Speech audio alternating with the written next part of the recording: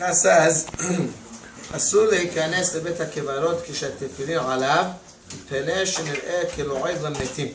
שאינם יכולים לקיים מצוות תפילין, ונאמר רועד לרש חרף עושהו.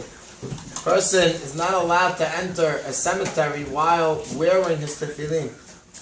This deen doesn't only apply to tefillin, it applies to any mitzvah. We don't do mitzvot outright in front of the metim, in the bet hakvarot. So if a person is wearing talet, he's wearing tefillin, he's wearing tzitzit, he has to remove it before entering.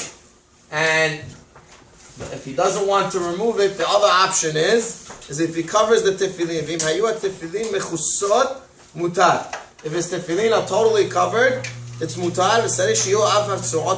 In that case, not only did the tefillin have to be covered, but even, of course, the actual ritzuot, the straps, and the straps that go on the fingers also have to be covered, which makes it very difficult. Again, even if you would be putting it on, putting it in a sleeve or whatever it is, and you're really somewhat covered, it's not going to help, because if your fingers are still exposed and the straps of the finger are still exposed, that would definitely be under the isur, and you wouldn't be allowed to do that. However, the tzitzit, most of the time, much easier to cover. Where a person has tzitzit, he's wearing tzitzit under his shirt, it's covered up by his shirt. Just make sure the straps don't, the strings don't come out, and then a person has no problem. He's allowed to go into the cemetery even while wearing the tzitzit, as long as they're fully covered under his clothing.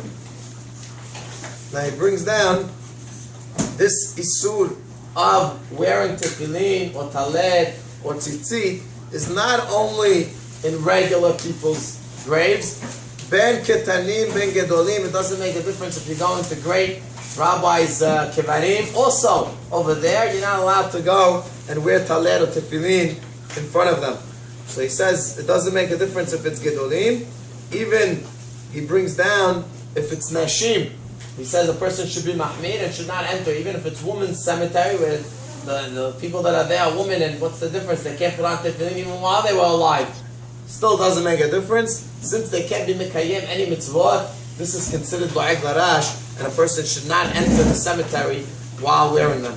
What's considered entering the cemetery? So he brings down anything that's betoch the cemetery, even if it's not daled amot in kevarim, it's still considered in the cemetery, and that would be asur.